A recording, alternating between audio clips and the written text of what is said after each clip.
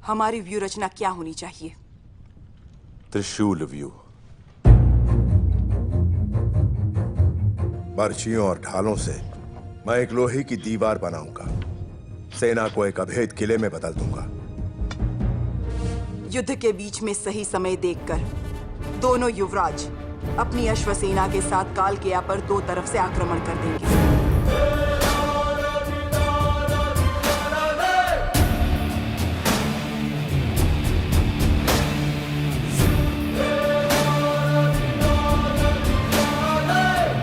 रामायण महाभारत का युद्ध सिर्फ दो सेनाओं के बीच में आमने सामने लड़ने की बात नहीं थी। इस युद्ध को पूरी स्ट्रैटेजी से लड़ा गया था। हर एक महारथी ने अपनी स्ट्रैटेजी सेट की थी, जिसे हम व्यू कहते हैं। व्यू एक स्पेशल अरेंजमेंट होता है जिसमें सेना एक स्पेसिफिक फॉर्मेशन करके लड़ती है ताकि एनिमी के खिलाफ घातक प्रहार कर सके और खुद को डिफेंड कर सके। सनातन धर्म में कुल मिला के 128 व्यू रचनाएं बताई गई है और इसका उल्लेख हमें यजुर्वेद में मिलता है। महाभारत के चक्रव्यूह के बारे में तो आप जानते ही होंगे, जिसे गुरु द्रोणाचार्य ने निर्माण किया था और इसी के कारण अभिमन्यु वीर गति को प्राप्त हुए थे। महाभारत के कुल 18 दिन के युद्ध में 17 व्यू की रचनाएं की गई थी, जिसमें कौरव और पांडव एक दूसरे को काउंटर करते थे। हर एक व्यू में खुद की खासियत होती थी, खुद की स्पेशलिटी होती थी और हर एक व्यू इतना शक्तिशाली होता था कि हर दिन लाखों के गुणों में सेना मारी जाती थी। इन 17 व्यूहों में से पहला है सर्वतोमुखी दंड। सर्वतोमुखी मतलब फेसिंग इन ऑल डायरेक्शन और दंड मतलब स्टिक। इसमें एक सर्कल फॉर्मेशन होता है जिसमें सारे वॉरियर्स सर्कल के पॉइंट से सर्कमफरेंस तक की अपनी रेस में पोजीशन रखते हैं और बाकी की सेना बैक साइड में रहते हैं अलॉन्ग विद द किंग, जिसे प्रोटेक्ट करना है। इसे कौरवों ने फर्स्ट डे में क्रिएट किया था, जिसको भीष्म पितामह ने लीड किया था। दूसरा व्यू है करण चरुमा व्यू या फिर क्रॉन्च व्यू। इसका मतलब है सारस पक्षी या फिर क्रेन। इसके फॉर्मेशन में जो पावरफुल वॉरियर होता है वो बीक के पोजीशन में रहता है और जो सेकंड पावरफुल होता है वो आइज और विंग्स के पोजीशन में रहता है और जिस किंग को प्रोटेक्ट करना है उसकी पोजीशन उस क्रेन के नाभि में होती है। ये अटैक के साथ साथ डिफेंड में भी काम आता है। इसे पांडवों ने दूसरे दिन और कौरवों ने छठे दिन क्रिएट किया था। तीसरा व्यू है गरुड़ व्यू। गरुड़ व्यू यानी ईगल।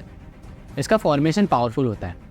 इसे कौरवों ने तीसरे और 12वें दिन फॉर्म किया था, जिसमें भीष्म पितामह ने बिग पोजीशन ली थी और उसके आइस पोजीशन में थे कृतवर्मा और द्रोणाचार्य और इसके नेक पोजीशन में भारी मात्रा में वॉरियर्स थे, जिसके वजह से पीछे वाले महारथी सेफ रहते थे।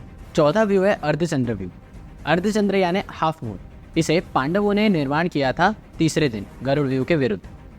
इसमें अर्जुन फ्रीली मूव कर रहे थे, पर जो बाकी की पोजीशंस थी वो बाकी पांडवों ने ऑक्यूपाई की थी। ये उनके लिए एडवांटेज है जिनकी सेना कम हो। पांचवा व्यू है मकर व्यू। मकर व्यू यानी मगरमच्छ। इसे पांडवों ने 5वें और 6ठे दिन निर्माण किया था और कौरवों ने 16वें दिन। महाभारत में इसकी बॉडी स्पेसिफिकेशन बराबर नहीं है। इसके हेड्स हर बार चेंज हुए हैं। जैसे कि जब कौरवों ने 16वें दिन इसका फॉर्मेशन किया था तब इसे पॉइंटेड रख दिया था, जबकि जब पांडवों ने 5वें और 6ठे दिन इसका निर्माण किया तब एलिगेटर टाइप ऐसा पोजीशन कर दिया। छठा व्यू है सैन्य व्यू। सैन्य यानी बाज। ये गरुड़ व्यू की तरह ही दिखता है, पर महाभारत के ग्रंथ में इसका कंप्लीट डिफरेंस बताया गया है। इसका पांडवों ने 5वें दिन निर्माण किया था। सातवां व्यू है मंडल व्यू। इसका कौरवों ने 7वें दिन निर्माण किया था। ये सूर्य के सौर मंडल की तरह ही है। इसमें दुर्योधन सूर्य के पोजीशन में था ज़्यादा सेनाओं के साथ और बाकी 7 ग्रहों में 7 महारथी थे। आठवां व्यू है वज्र व्यू। इंद्र के वज्र अस्त्र के समान ही इसका फॉर्मेशन होता है। इसे मंडल व्यू के अगेंस्ट 7वें दिन फॉर्म किया गया था। नौवां व्यू है ऊर्मी व्यू। ऊर्मी व्यू यानी समुद्र की लहर। इसका कौरवों ने 8वें दिन निर्माण किया था। ये इतना शक्तिशाली था कि एक पहर में कई सेना चली जाती थी। 10वां व्यू है श्रृंगटका व्यू। इसे ऊर्मी व्यू के अगेंस्ट धृष्टद्युम्न ने युधिष्ठिर के आदेश पे किया था। श्रृंगटका मतलब एक हॉर्न जो कि उस लहर को काट के निकल सके। 11वां व्यू है सर्वतोभद्र व्यू। इसका मतलब है सेफ फ्रॉम ऑल साइड्स। इसका कौरवों ने 9वें दिन निर्माण किया था। ये एक कंप्लीट डिफेंसिव व्यू है। इसमें अटैक कम होता है पर इसमें डिफेंस इतना स्ट्रांग होता है कि कम नंबर पे सेना मारी जाती है। 12वां व्यू है असुर देव व्यू। इसका 10वें दिन निर्माण हुआ था। ये जनरली कोई व्यू स्पेसिफाई करता नहीं है, पर इसका मतलब था कि इस दिन के बाद से कई युद्ध नीति का उल्लंघन होगा। जैसे कि भीष्म पितामह ने वचन लिया था कि वो श्रीखंडी के साथ युद्ध नहीं करेंगे, पर श्रीखंडी भेष बदल के आती है और भीष्म को उनसे लड़ना पड़ता है और अतः भीष्म पराजित हो जाते हैं। 13वां व्यू है चक्रव्यूह। इसको कौरवों के द्रोणाचार्य ने 13वें दिन निर्माण किया था। ये एकमात्र एक ऐसा व्यू है जो घूमते रहता है और इसकी खासियत ये है कि अगर कोई योद्धा किसी एक के साथ फाइट कर रहा है तो उसके बाद दूसरा आना है। और इसमें 7 लेवल्स होते हैं, जिसमें इनर मोस्ट में सबसे ताकतवर महारथी को रखा जाता है और बाकी साइड्स में वीक और स्ट्रॉन्ग दोनों को बराबर ही सेट किया जाता है। ये एक ऐसा व्यू है जिसके कारण जो एनिमी है वो मेंटली और फिजिकली दोनों तरीके से हार्म होता है। ये इतना शक्तिशाली था कि इसको भेदना केवल कृष्ण, प्रद्युम्न और अर्जुन जानते थे। इसका आधा ज्ञान अभिमन्यु को था, इसलिए वो जा तो पाते हैं पर वहाँ से आ नहीं पाते और इसी के कारण वो वीर गति को प्राप्त हो जाते हैं। 14वां व्यू है शकट पद्म सूचीमुख व्यू। इस व्यू को कौरवों ने 14वें दिन निर्माण किया। ये व्यू 3 व्यूओं का कॉम्बिनेशन है।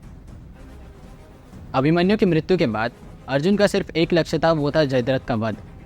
तो इसके चलते कौरवों ने उसकी सुरक्षा कड़ी कर दी और इसके चलते द्रोणाचार्य ने 3 व्यू का कॉम्बिनेशन बनाया, जो था शकट यानी बॉक्स जहाँ पर द्रोणाचार्य थे, पद्म यानी लोटस जहाँ पर बाकी वॉरियर्स इंक्लूडिंग शकुनी थे, और सूचीमुख यानी निडल जिसके आई में जयद्रथ थे और बाकी सामने 7 महारथी उसे सराउंड कर रहे थे।